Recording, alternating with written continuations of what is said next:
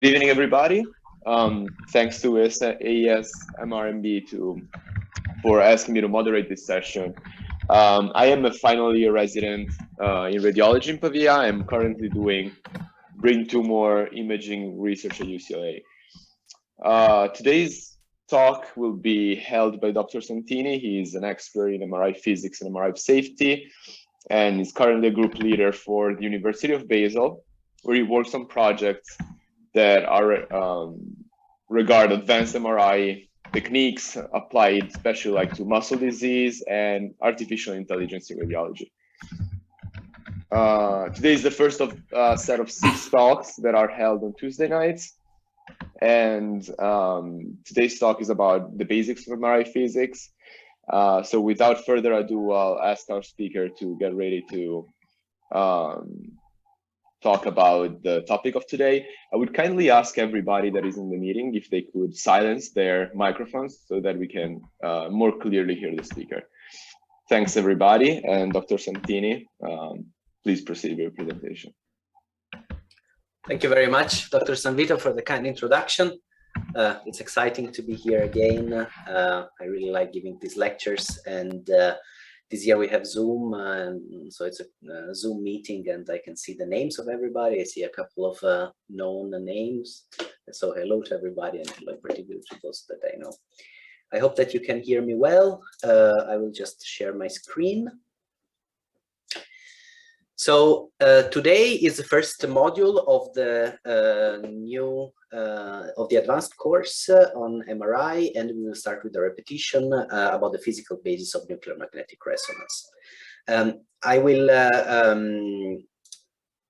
talk about 3 topics. So basically we are covering the B0 field, the B1 field, and the gradients with the spatial encoding, and we are talking about the MR signal. As you see, there will be two small breaks for questions after each topic, so we can have to take a break from all the talking, and we can discuss what we have talked so far. And of course, there will be some questions in the end. So I hope that I will not talk too much, and I will not bore you. So let's start. So some of these things you should already know. Maybe I will tell you something new. Maybe it will be a refresher for the modules to come, which will build up on these topics.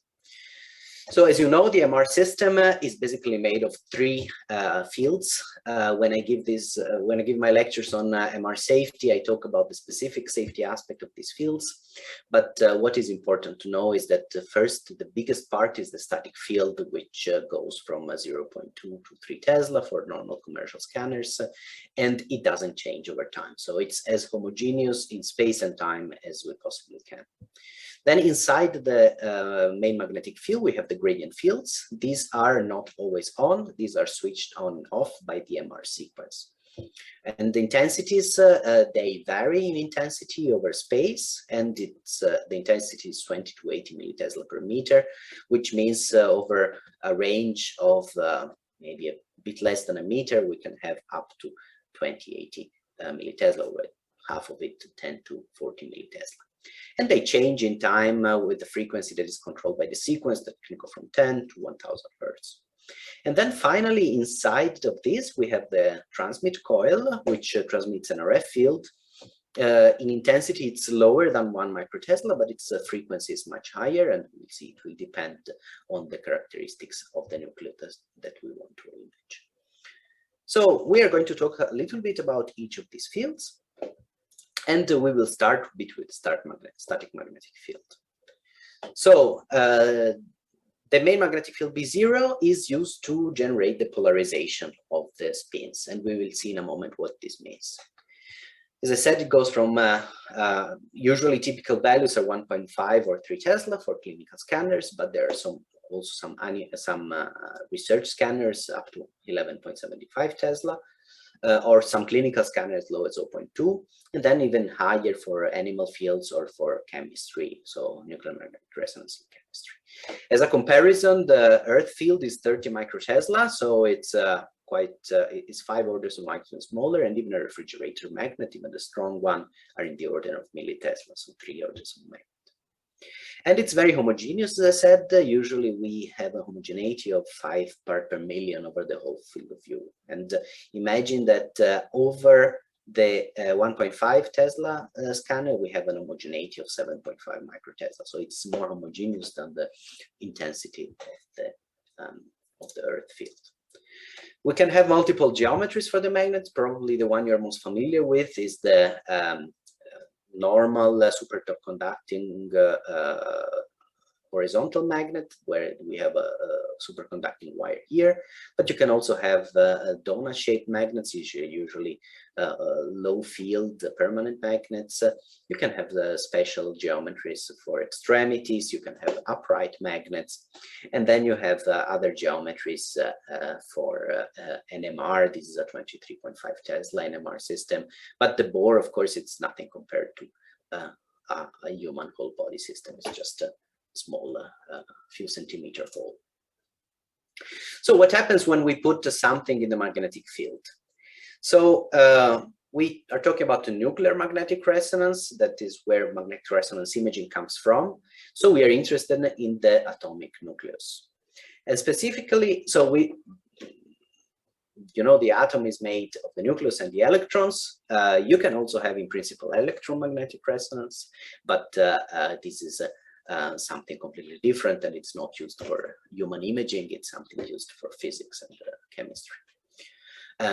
We're interested, therefore, in the nuclei, and specifically, we're only interested in nuclei with a non-integer spin. Spin is a quantum mechanical property. These nuclei with non-integer spin are called fermions, and this happens when we have an odd number of protons and neutrons. For example, the hydrogen is the one that is most common, but we can also use carbon 13, fluorine 19, or phosphorus 31, or sodium 23, for example. These are specific isotopes of these elements, so not the whole elements. So when we do that, they behave, let's say, like small magnets. So when you put a magnet in a magnetic field, the most common equilibrium state would be the magnet aligns parallel to the magnetic field. However, in some cases, you also have another equilibrium. You can imagine it's a pendulum. If you flip it in 180 degrees, the magnet can also stay in some precarious equilibrium in an anti-parallel state. And we see that this is exactly what happens when we put these small magnets in our big magnetic field, and our temperature goes up. So at 0 Kelvin, this is what we would expect. So every magnet is just standing upright, parallel to the magnetic field. When we increase the temperature, the thermal energy is making a number of these nuclei flip in an anti-parallel fashion. So we'll have a certain number of protons parallel and a certain number of protons anti-parallel. The fact that they're not the same, so there are more in this state than in this state, will give us our net magnetization. So there is also a quantum mechanical explanation, but we will not go into these details. But what is important for our magnetization is that we need to know that this magnetization is following this Boltzmann distribution. This Boltzmann distribution basically means that the number of protons that are in the up state divided by the down state, which is actually our net magnetization, so how many more are in this state with respect to this, is related to the difference in energy. And this difference in energy is dependent on these two parameters, the magnetic field and the gamma. The gamma is this called gyromagnetic ratio, which is characteristic of the nucleus. And the B is the magnetic field. So if we have a higher gyromagnetic ratio and a higher magnetic field, and of course we have more of these isotopes, then we will have a higher net magnetization. On the other hand, the temperature is here and brings our magnetization down. So the warmer it is, the less magnetization we have. This is why NMR experiments are usually done at very, very low temperatures, like a few Kelvin. In our case, we cannot cool the patient to a couple of Kelvin because this would defeat the purpose of doing diagnosis on the patient. So we will just play with these variables that are given. So the gyromagnetic ratio, which is a characteristic of nucleus, and the applied field. And of course, the more anisotrope we have, the more magnetization we have. We want a lot of magnetization because the magnetization, we will see later, is giving us our signal. If we don't have magnetization, we cannot have an image, we cannot have a signal. So for a small reference, we can have a small table of some of the most common nuclei that are used. So hydrogen, as you know, is the most common nucleus that we have in our body. Usually it's contained in the water and in the fat that we have, and we take it as a reference for our signal intensity. So we see that the gyromagnetic ratio of hydrogen is 42.58 megahertz per Tesla, and it's actually quite high. And we have almost 100% of natural abundance of this one hydrogen. So all the hydrogen atoms that we have only one proton, or have this atomic number of 1, which is good for us because this is exactly what makes our signal. So we also have a lot of hydrogen in the tissues, and so we have a signal that is the highest of all. We just call this signal 1. Imagine. If we want to image, for example, carbon with the same parameters, what do we have? Carbon already has a lower gyromagnetic ratio, is 1/4 of hydrogen. Then we have natural abundance of carbon-13 that is 1.1%. So in all the carbon atoms in your body, only 1.1% will give us an MR signal. The others will not give signal. So because of this, we have already a very much lower signal intensity. And in addition to this, the typical tissue concentration is much, much lower than for hydrogen. So in hydrogen, we have, what is this, 100,000 millimole per kilogram, and here we only have 50 millimole per kilogram. So the signal intensity of carbon-13 in this case will be 1/10,000,000th of what we have for proton. And the same is for other nuclei or for hydrogen that is actually bound in some metabolites that we will see in the spectroscopy part. So this is the take-home message. The hydrogen is a very good nucleus for us to image because it has very good characteristic: high gyromagnetic ratio, high abundance, and therefore high tissue concentration. So I have a video here, yes. Let's introduce now the concept of isochroma. So we can go and count each nucleus and see what each nucleus does. But doing this is a bit annoying for us because every nucleus only can have 2 states, which is parallel or anti-parallel, and then it's really hard to go and work nucleus by nucleus basis. So let's just consider that a lot of nuclei that experience the same B0 field produce one net magnetization, and we call this net magnetization an isochroma. It means that it has the same frequency, basically. It's a bunch of spins that behaves in the same way. So what happens? In this case, this net magnetization can be thought of itself as a small magnet that is, in principle, just aligned with the main magnetic field. This is the magnetization of the isochroma. When we perturb this magnetization from its equilibrium state, we'll do it now, we can just go and flip this from this normal equilibrium state. As you can imagine, this magnetization will tend to go back to its equilibrium. So if you try to have a magnet and deviate it from the main magnetic field, it will try to go back. But it doesn't go back immediately. The interesting fact that we can exploit is that this magnetization go back doing this rotating motion that is called precession. And we see that this precession frequency is also directly proportional to the B field and to the gyromagnetic ratio. These 2 pi is just depending on how you define the units of the gyromagnetic ratio. So very interestingly, each nucleus and each field will give us a specific Larmor frequency. And the Larmor frequency is the frequency in which this isochromat, which is this ensemble of spins, goes back to the original magnetization state. What we care about, and we will see it in a moment, is this part. This is the transverse component of this vector.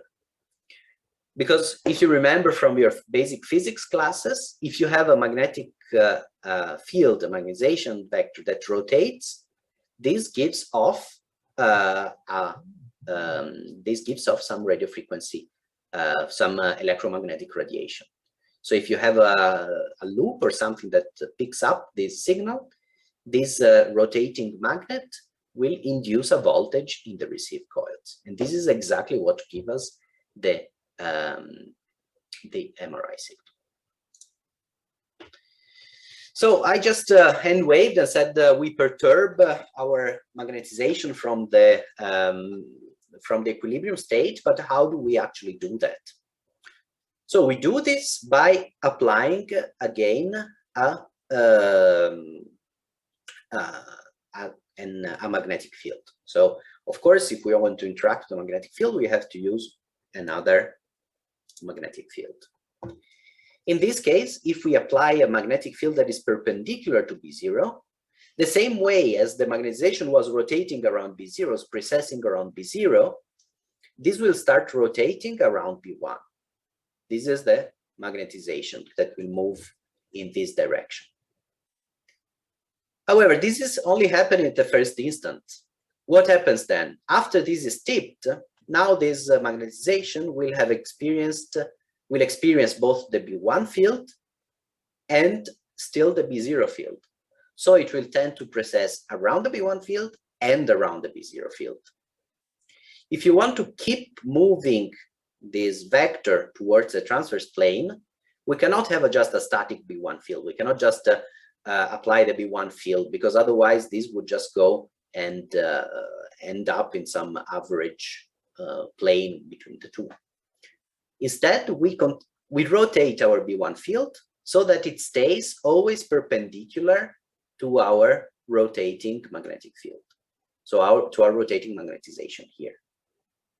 So what happens is B1 starts rotating in this direction, and our magnetization vector will just rotate all around the B0 field and slowly tend to go, still keeping perpendicular to B1, will go up to the XY plane, or even more, so it can also rotate to the 180, it can rotate indefinitely as long as we keep this B1 field rotating. What is the speed at which this B1 field has to rotate? Well, it has to match the speed at which this vector would precess around the B0 field. So it has to rotate at the Larmor frequency. The Larmor frequency is something that will come up continuously in MRI, which is, again, I remind you, gamma, the gyromagnetic ratio, times the magnetic field. So just to put this together and give it shape in a way that relates it to the hardware, what we have is actually a coil that is shaped like this with two elements that are perpendicular to each other. And when we drive these coils with a signal that is a sinusoidal signal with a phase shift between the two, we have a field that rotates in this direction. B0 is in the, let's say, in the through plane direction, and B1, we will see it is rotating because it will go from here to here to here to here to here. So this is how the B1 field is generated. This is how we excite our signal, how we perturb our magnetic field. And this is this needs to rotate at this frequency, that is gyromagnetic ratio times the B0 field applied.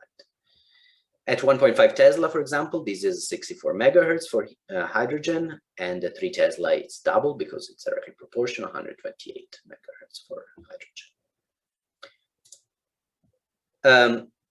Since this is all very complicated, I realize that it is, so you don't have to have a headache right now. What we all actually do is we don't really consider all this complicated spiraling down motion. We just imagine that we are observing our vectors from a situation, from a coordinate system that is fixated to our B1 field or to our rotating vectors. So what we have is actually, we consider that the magnetization vector, instead of spiraling, just simply rotates in this. Imagine you're sitting on top of this B1 field. So the B1 field is now static with respect to you, and this magnetization vector will just precess with your Larmor frequency. Of course, this is, you're rotating at the Larmor frequency. So if for any reason the system is not rotating the Larmor frequency, you will still see some residual precession, and it will be due to the differences in B0 and not to the basic Larmor frequency. So as a mini summary, we've seen that MRI affects the nuclei with non-integer spins, mostly is hydrogen. And the B0 field that we apply causes an alignment of the spins. The available signal depends on the gyromagnetic ratio, on the applied B0, on the temperature, and on the natural abundance of the element. So if we are imaging elements that are very abundant, we will have more signal. To interact with the system, we have RF pulses that are at the Larmor frequency, which is given by this formula. And when we disturb this system from equilibrium, the system goes back and it emits RF energy that we can then measure, and we will see it. Do you have some questions for this first part? So you can either type them or just unmute yourself and ask them.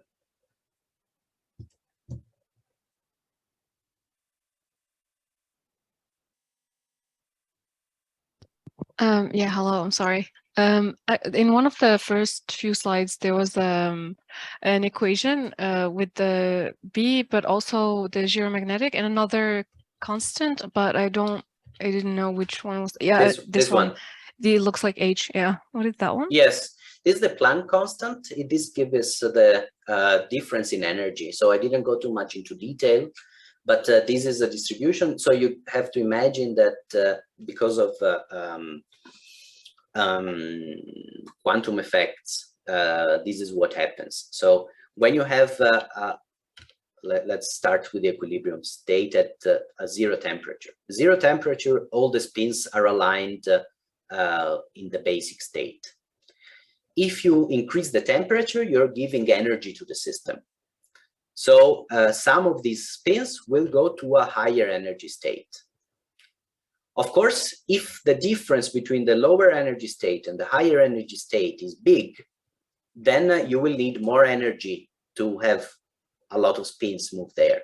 So this is why this formula has this delta energy here on top. And energy, this is just a Planck constant. It's because it's related to between frequency and energy. This is just a conversion between frequency and energy.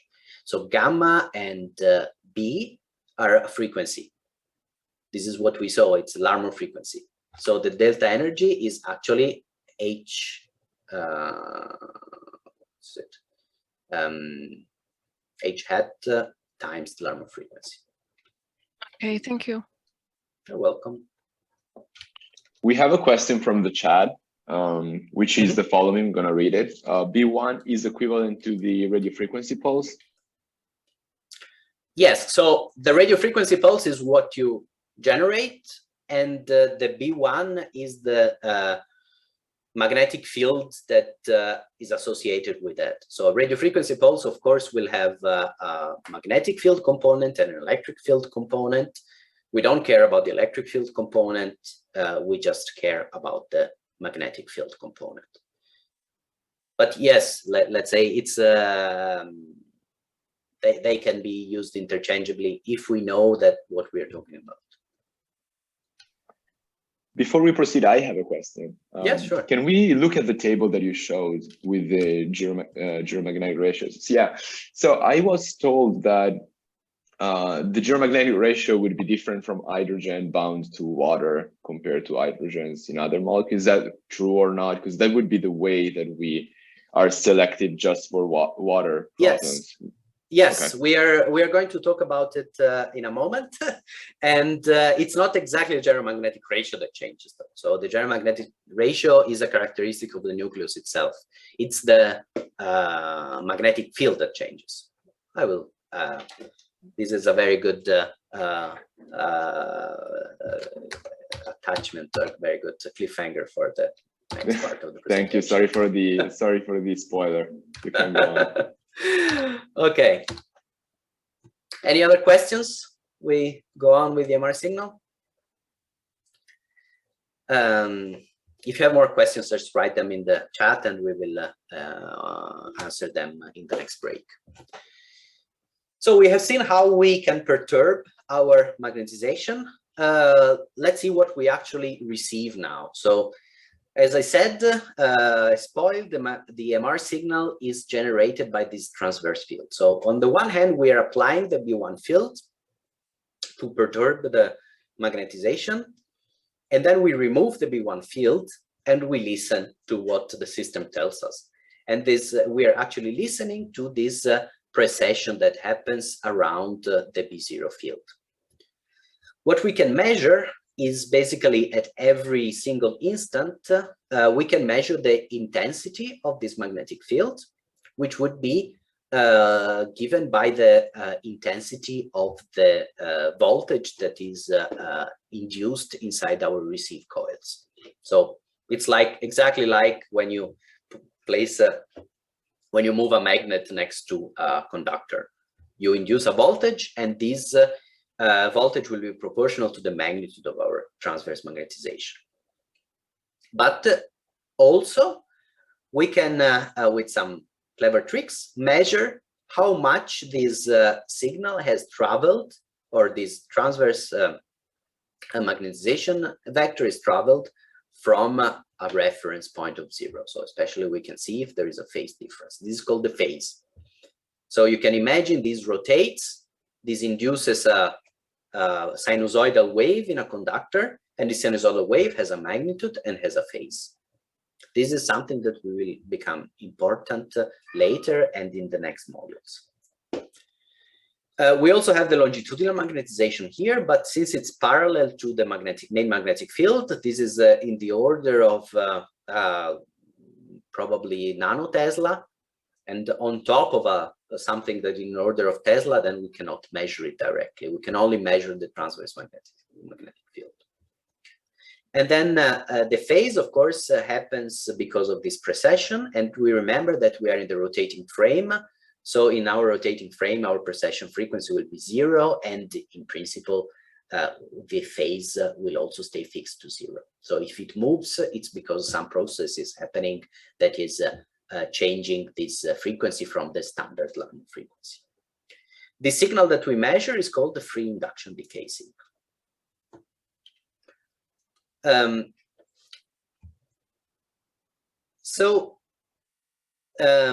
What we actually measure, I said that if we are in our main magnetic field that is completely homogeneous, we will not have any difference in frequency between two spins placed in different positions or in different molecules. So imagine that we now have two spins, and if they experience exactly the same magnetic field, since they are the same element, their alarm frequency is the same.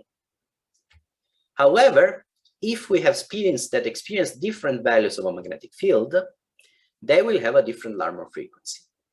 So in this case, if we have two different spins that experience two different fields, the field that we measure, so this is how it happens, the signal that we measure is something like this. It will not be a simple sinusoidal signal, but it will be some combination of sinusoids. Very conveniently, if we take an operation on this signal that is called the Fourier transform, the Fourier transform can extract the frequency values from the signal. And this will tell us that we have two spins or two species, that one is rotating at frequency 0 and one is rotating at frequency 1. So this is very important. If we have two spins that rotate at different frequencies, they give a complicated signal, and through the Fourier transform, we can extract the frequency components. This is one of the most important concepts.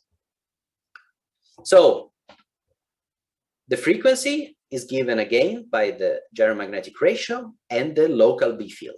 So when this is different from the nominal alarm frequency, so when this B is not the B0, but it's some other B, this is called an off resonance. And the sources of off resonance are the gradients that we will talk about later, and they're used for image encoding, or the chemical environment, which is generating the chemical shift. So this is the answer to your question, and we'll go a little bit into more detail. And then, of course, you also have other inhomogeneities. You have metal, you have air tissue interfaces, you have other things that just disturb your Larmor frequency. But something that we actually exploit are these gradients and the chemical environment. So what is the origin of the chemical shift?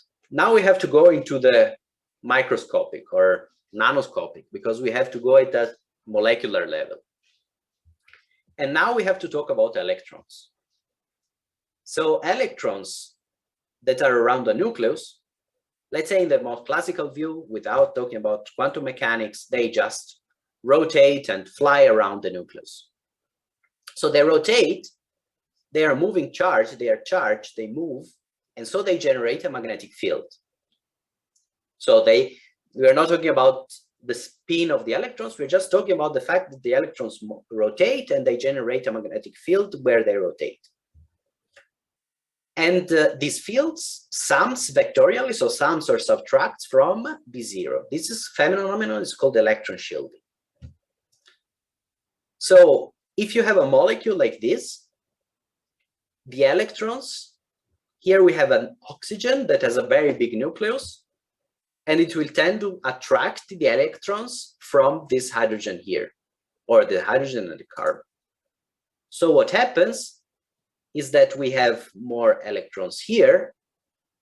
They generate, therefore they lower the field here, and they kind of push the field towards this hydrogen here. So here, locally, at a very nanoscopic level, we have a higher field, because we don't have electrons that shield this hydrogen, because the electrons are all gone to this big oxygen atom. And so the intensity of the magnetic field will be strong here, lower here, but this we cannot image because we are imaging hydrogen at the moment. Whereas the hydrogens on this other side will not really have a big problem and will keep the same field as before. So this is less shielding, this is a higher local magnetic field, and this will have a higher frequency. So just to say, the gyromagnetic ratio stays the same, but the B field here is higher. And this brings us to MR spectroscopy. So remember, we could identify which spins have a different frequency by the Fourier transform. We take the signal from many molecules, and then we do the Fourier transform. And we see that we have all these peaks. These peaks are all hydrogen atoms, but they find themselves in different chemical environments. So some are more shielded, some are less shielded. This is called chemical shift, as I said. This is in a very simple molecule. This is methanol. You have, it's very similar to the molecule that I showed you before. You have an oxygen here, and you have carbon here and 3 hydrogens. So these 3 hydrogens, behave the same way. So they will have one peak because they have the same amount of shielding around them. This hydrogen is attached to the oxygen, which attracts the electron, is less shielded, so it will have a higher frequency. In spectroscopy, we represent the frequencies going from left to right for, let's say, historical reasons. So if a peak is more to the left, it means that this hydrogen has a higher frequency than these hydrogens here. And it's also not centered on the water. Also for historical reason, we consider that frequency 0 is the frequency of the hydrogens of tetramethylsilane, which is some silicon compound. And this is considered the frequency 0. And then all the frequencies will go increasing on the left, and will have some value that is usually referred to as parts per million with respect to the main magnetic field. So you have the fat here at 1.2, and you have the water here at 4.7. The main peak of the fat. Fat has many peaks, but this is the main. So this is the fat water shift is 3.5 ppm. It's something that you will see in fat suppression techniques, and we will also talk a little bit about it in a module in a month. So probably you know, we do proton spectroscopy, but we also do a lot of spectroscopy of other nuclei, because having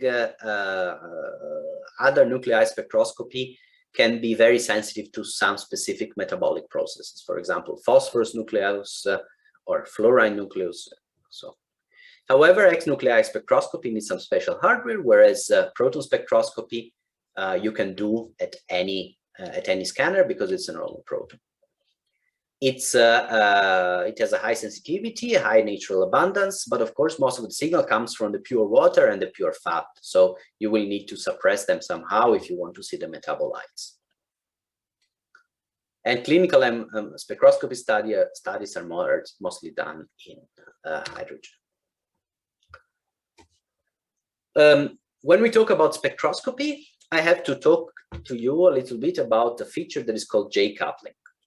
So remember, I talked to you about the, let's go back a moment, this methanol molecule, and say these 3 hydrogens are basically in the same place and have only one peak, whereas this hydrogen has also another peak at a different frequency. Actually, this peak is usually not one peak, because the fact that these 3 hydrogens are so close, they go and interact with each other. And this interaction is called J-coupling. So this peak will actually be split into basically as a number of peaks that is the same as the number of hydrogens that are around. And this gives us information about molecular structure. So you find usually you say you have a in spectroscopy you have a doublet or you have a triplet. This is coming from J-coupling. And this distance of these peaks is actually constant, so it always has the same frequency independently of P0. So we don't talk about it in ppm, but we just say that the J-coupling is giving a split of a certain amount of hertz. In the case of two hydrogen atoms, we have 2 peaks, because basically these correspond to the 2 possible ways in which these 2 atoms can interact with each other. They can find themselves either anti-parallel to each other, or they can find themselves parallel to each other. And these 2 modes generates, you can imagine, a microscopic different field. So the field here will be around these 2 atoms will be different with respect to these 2 atoms here. So this is why if you have 2 atoms in the same molecule, you have 2 peaks that are called J-coupling. And of course, if you have more atoms, then you have more complex interactions, and you have J couplings everywhere, and you have more peaks. By the way, I want to point out these slides on spectroscopy are by my colleague, Claudia Badensteiner. She's a real expert in this. I am mostly piggybacking of her expertise here. A spectrum tells us basically what molecules are inside an area that we are measuring. And the bigger the peaks are, the more atoms there are in this metabolite or in this part of the molecule. If we analyze the coupling and the fine structure of the peaks, we can even analyze the structure of each single molecule. What we actually care about is to identify compounds in a mixture or in tissue and quantify their proportion. So if we have more aspartate or less aspartate in a brain, for example. Analyzing the molecular structure is what makes our spectroscopy different from NMR spectrometry. NMR spectrometry, you give a molecule that you know which molecule it is, you only give one molecule, and you try to figure out what its structure is. In a brain spectrum, usually we have a number of peaks. The most important here are the glutamate, the N-acetyl aspartate, creatine, choline, and myoinositol, and you have, as you see, many more. The ratios between these peaks is usually altered in tumor or in other diseases. So doing spectroscopy in diseases is advantageous on this aspect. If you do a high resolution brain scan, you see all these peaks. This is done at 9.4 Tesla. And you see that there are actually a lot of peaks. So you can really identify a lot of different molecules, and you can really do a lot of considerations in this. However, in order to obtain a peak like this and not having something completely garbled together, of course, you need a lot of accuracy. You need to have shimming, you need to have water suppression, baseline correction, phase correction, which is, of course, quite complicated, and you need to become experts in spectroscopy to actually being able to do this in a clinical setting. But for research, this gives us a great amount of information, as you can see. There is software to analyze. So once you obtain this spectrum, you usually give it to software, for example, GMRUI or LC model. And this software can identify the areas or the amount of each metabolite. So you see, metabolites usually have multiple peaks. And so this software, you don't go and just read the intensity of one peak. You just try to fit a linear combination of all these, let's say, example signals that you already know to your signal, so that you then can find out the relative proportions of each metabolite. So you cannot just do it by hand. You need to have some fitting software. And this is how spectroscopy is usually evaluated. Okay, so this, we talked about the received signal. Each excited atom emits a signal at Larmor frequency. The Larmor frequency is depending on the local magnetic field. In this case, we have seen how the chemical environment changes the local magnetic field and therefore the Larmor frequency. And we can use this to perform spectroscopy and get information about the chemical species that are in a volume of tissue. Can be proton or X-nuclei spectroscopy. And we can also get information about the fine structure of the molecule by analyzing effects like J coupling that is, for example, bringing to a splitting of the spectrum for atoms that should actually have the same frequency. Okay, so we have our second break, and then we will go for the final stretch. Do you have any questions?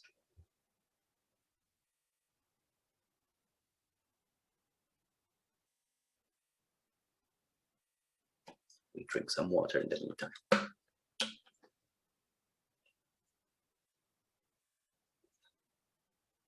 Okay, I think we can maybe proceed for now, and then yeah, we address other questions later. Perfect. Okay, so I just said that the Larmor frequency depends on the local magnetic field, and the local magnetic field can be disturbed by gradients. So what are gradients? Gradients are coils that generate a magnetic field whose intensity changes linearly in space, which means for each gradient field, let's say the Z gradient field, the intensity will be 0 in the middle, and then it will be some value, a certain distance from the middle, and some other stronger value, at a further distance. And of course, it changes direction, so it changes sign, going into opposite direction. So here we have a strong value, in the middle we have 0 value, and here we have a strong value on the opposite side. The same happens for the Y and X components. We have a value that is 0 in the middle along the plane that is perpendicular to the component that we consider, and it increases along this axis, along the Y-axis. But remember something important: the direction of this magnetic field is always parallel to B0. So it's the intensity that changes linearly, not the direction. So we don't change the direction. It's just weaker or stronger, but it's always directed in the same direction as the main magnetic field. And this we can turn on and off with a certain rise time. We can never turn it on and off instantaneously. And the speed at which we can turn it on and off is called the slew rate, which is the amplitude divided by the rise time. And so the faster we can turn it on and off, the more performant our system is, and we can have fast imaging and fancy stuff. Gradient hardware, they are, say, as you see, coils with a certain geometry. The Z coil is just counter-rotating coils that generate a field in this direction. But the X and Y have this saddle-like structure and actually fingerprint-like configuration because they have to generate a field that is directed in the Z direction, but is changing in intensity in X and Y. Then we have gradient amplifiers that need to switch them on and off very fast. And the slew rate is limited by our voltage. So if you see, I will not go too much into details, but these amplifiers and these coils can be modeled by an inducting circuit. And so if you want to switch them fast on and off, this inductor opposes itself to the change in current, and you will need very high voltage. If you have strong gradients, you need to have high current. So high current and high voltage means you have strong gradients and fast gradients. Usually amplifiers go up to 2000 volt and 900 amp. So it's very, very hard, very, very high current and voltage. So how does the gradients influence our MR signal? Every spin in our patient has a resonant frequency given by this. This we already know. Gyro magnetic ratio, oops, I have too much gamma too much here, and the B field. How do we exploit this for our spatial encoding?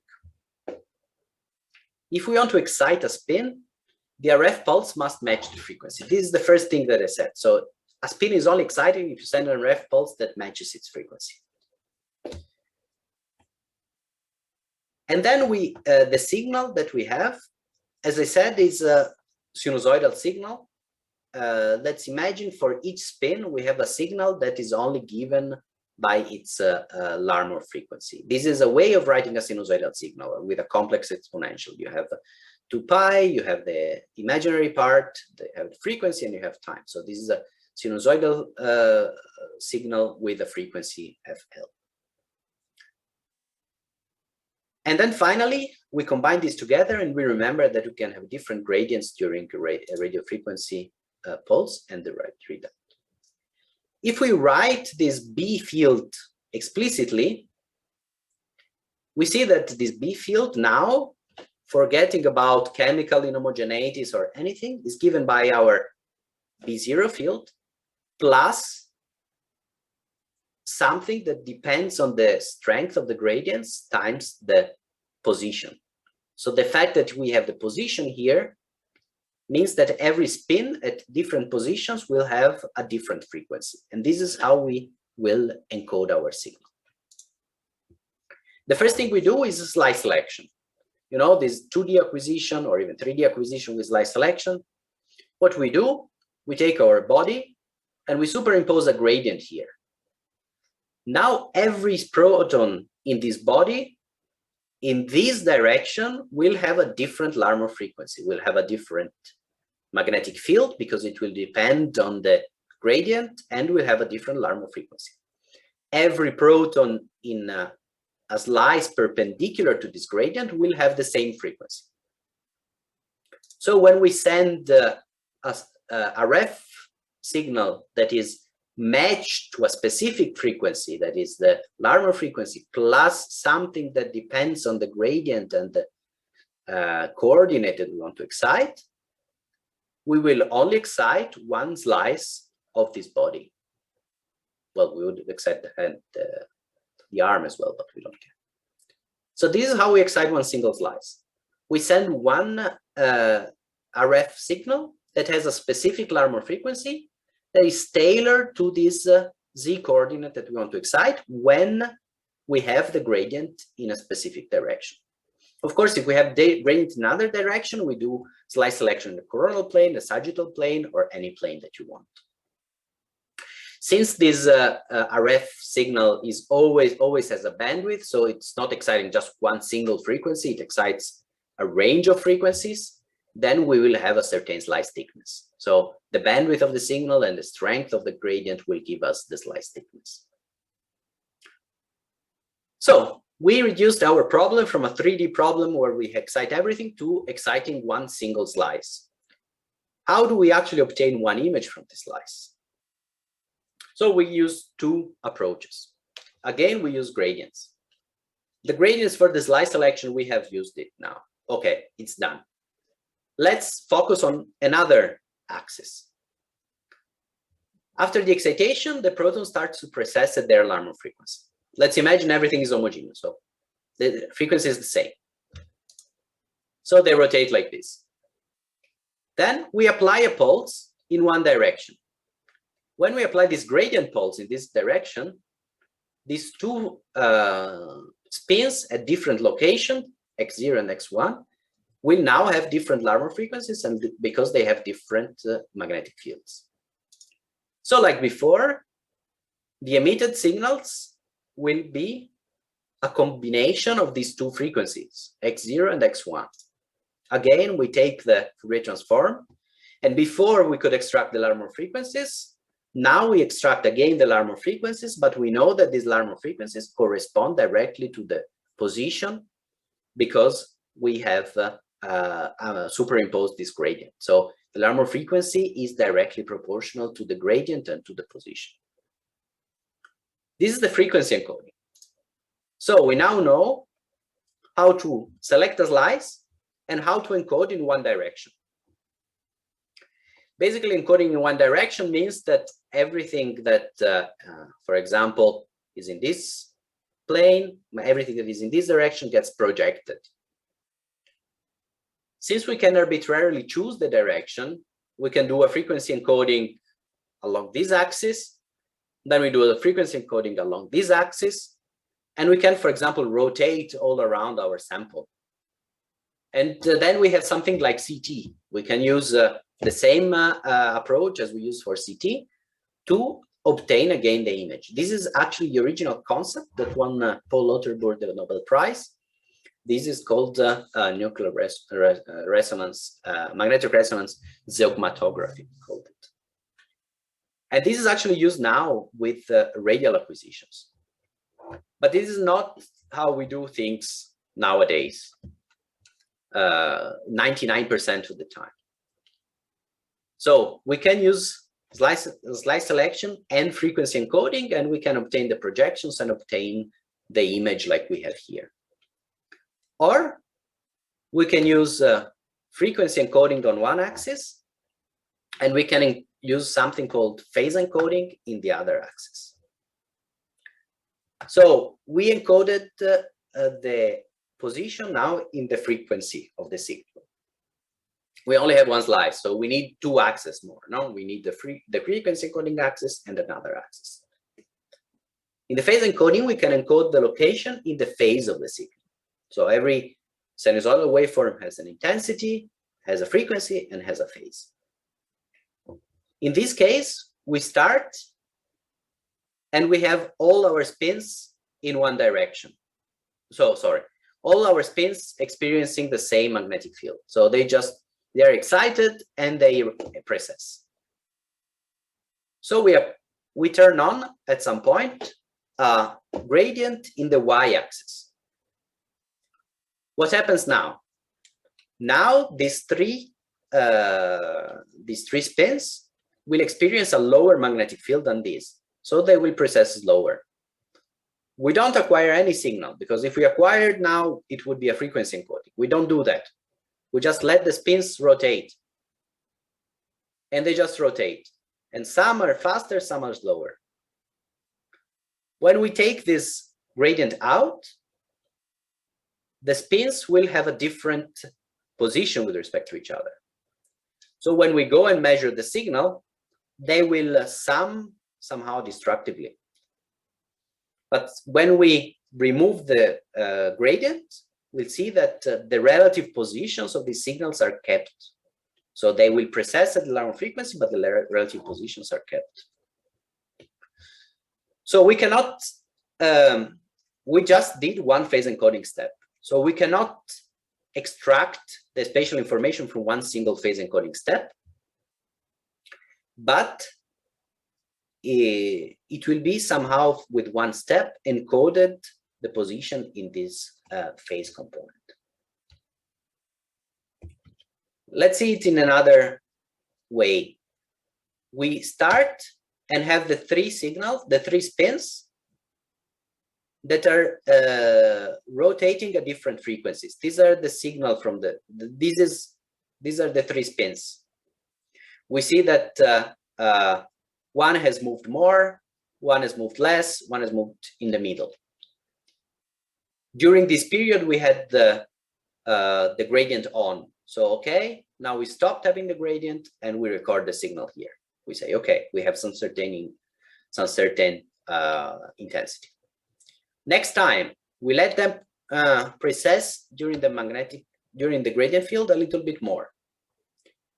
Okay, we record the sum and it's a different value. Third time, we do it again. We let them precess a little bit more. We have another sum. Again. So if we continue doing this, so every time we just keep the phase encoding gradient on for a little bit longer.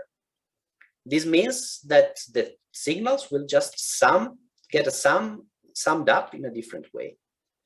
And if you see, if you connect these dots, what you have is actually the complex signal, which is the same format as you would have if you did frequency encoding. But you didn't acquire the signal during the gradient. You acquire the signal after the gradient. So you have to, once you have a gradient for a certain time, then you have the gradient for another longer time, then another longer time. But still what you get is something that you can take the Fourier transform of and get spatial encoding there. So to put it all together, a basic pulse sequence is composed of a slice selection gradient during the RF. Then you have this phase encoding that is turned on after the RF and turned off after a while. And then you have the readout gradient that performs the frequency encoding. So it will be combined, the combination of these. And then you have to repeat this module multiple times with different values for these phase encoding gradients that can be stronger or longer, depending. And it gets repeated for many phase encoding steps.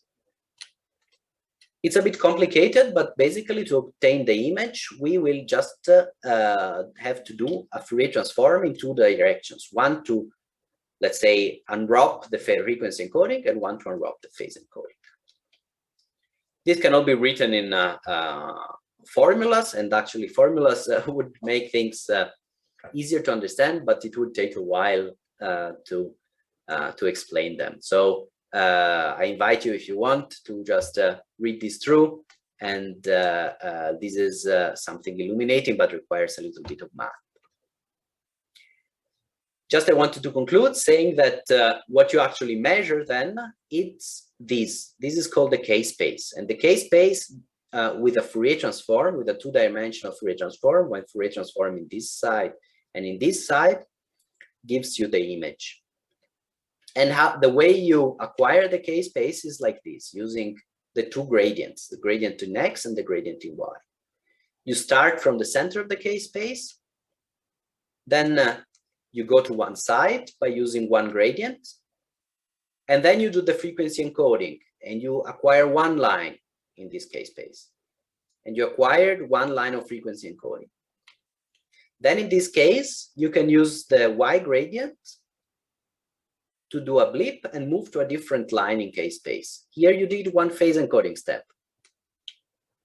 And now, and now you can read another line with a gradient, and it's another line of frequency encoding. And like this, you can fill out all your K-space. And once you acquire all the points in this K-space, you can do your Fourier transform and get your image. This is something that will become important in the next module with Sebastian Koserke. We'll talk about advanced K-space. And as you will know, the central portion of the K-space will contain the contrast of the image. And the more information you acquire at the periphery, the higher resolution you will get in your image. This is the property of the K-space. These and these are Fourier transform pairs. You go from here to here with a Fourier transform. Okay, this was very fast. Usually I give a whole 3-hour lecture on spatial encoding. But what is important to remember is that gradients are used to modulate the Larmor frequency in a spatially dependent way. Gradients during excitation determine the slice that we acquire, and the gradients before and during readout determine the in-plane encoding. So you do frequency encoding and phase encoding, but frequency and phase encoding can be unified in K-space formalism. So both lead to an encoding that can be unwrapped with the Fourier transform. And so when you do frequency encoding in one direction, phase encoding in the other direction, it means actually you're using gradients to actually move in this K-space. I think you will talk more about K-space and encoding in the next modules. So I will stop here, and sorry for being a bit long. I will now be happy to answer some more questions if you have them. I will. Thanks, Dr. Santini, for your presentation. If someone wants to ask questions orally, this is a good time. Otherwise, you can also write questions in the chat, and I will read them for you. Before you leave, I have a small announcement. So before we log out, I just have one extra slide that I wanted to show you. Nobody has questions? I just have one, if that's okay. Just out of curiosity, is this phase encoding and stuff, is it something that the person who's taking the MRI changes, or does it come with the pulse sequence you're using? I mean, who controls it, basically? So normally in your sequence is set up so that you acquire a square field of view or a rectangular field of view. So automatically, the system will do frequency encoding in one direction and phase encoding in the other direction. But you do know in which direction phase encoding is done, because in practice, phase encoding is where you get aliasing artifacts. So probably you know, if you have acquired some images at the scanner, if you have the field of view that is too small, you will not just have the image cut, you will have some folding of the image from outside. This is called aliasing, and this happens in the phase encoding direction. So you have to be able to control in which direction phase encoding is done, and all scanners allow you to do that. And you can also control the amount of phase encoding steps, because the amount of phase encoding steps determine the field of view dimension in that field of view size in that direction. Okay, thank you. You're welcome. We have a question from the chat. I'm going to read it. Are there any applications where non-linear gradients are used?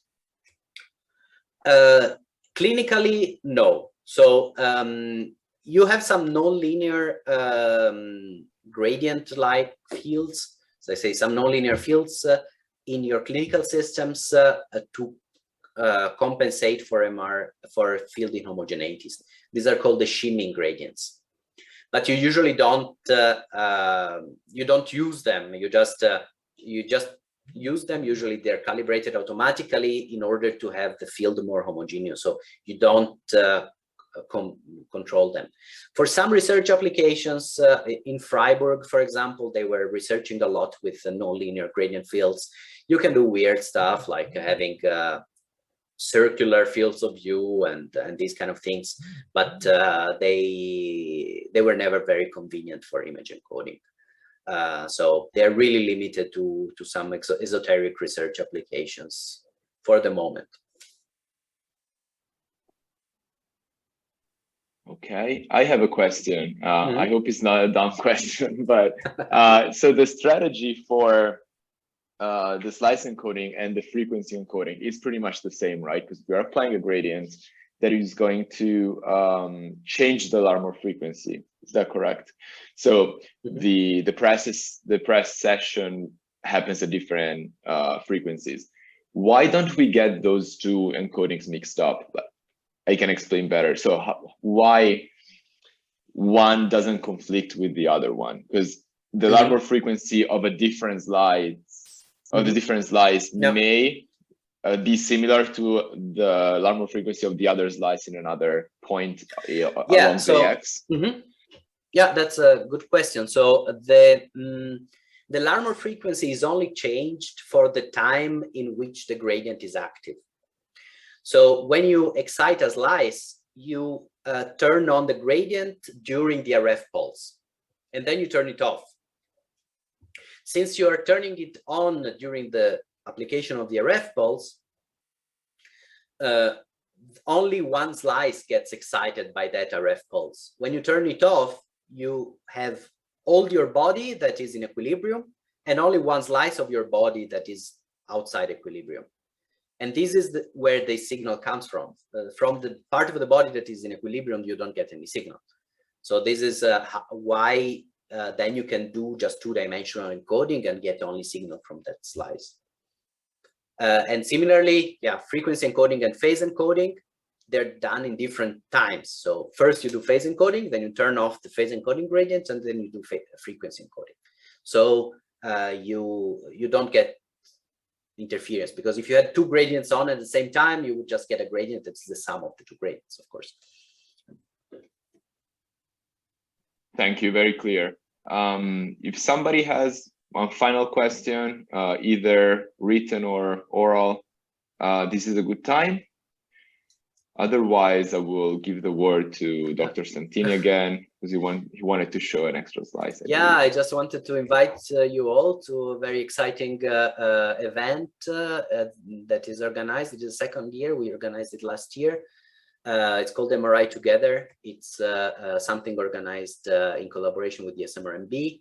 I'm not part of the organizing committee this year, but it's a very nice workshop in December that is about open science and reproducibility in MRI. So if you're interested in MRI research, this is a free registration. Just visit this website and we will be very happy to see you there. Okay, thank you very much for your attention. Thank you for being here. Sorry for being 10 minutes long. You can reach me at my email if you would like, or you can reach me on Twitter, MRI France, or BAM MRI is my research group. This is, of course, a little bit more personal stuff, and it's more things that belong to muscle MRI and our group. And this is a picture of Basel to leave you with by my friend Santini. Okay, thank you very much for your lecture. Very clear, very thorough, and we're looking forward for these other lectures from this course. Thank you very much. You're very kind. Bye, everybody. Good evening, everybody.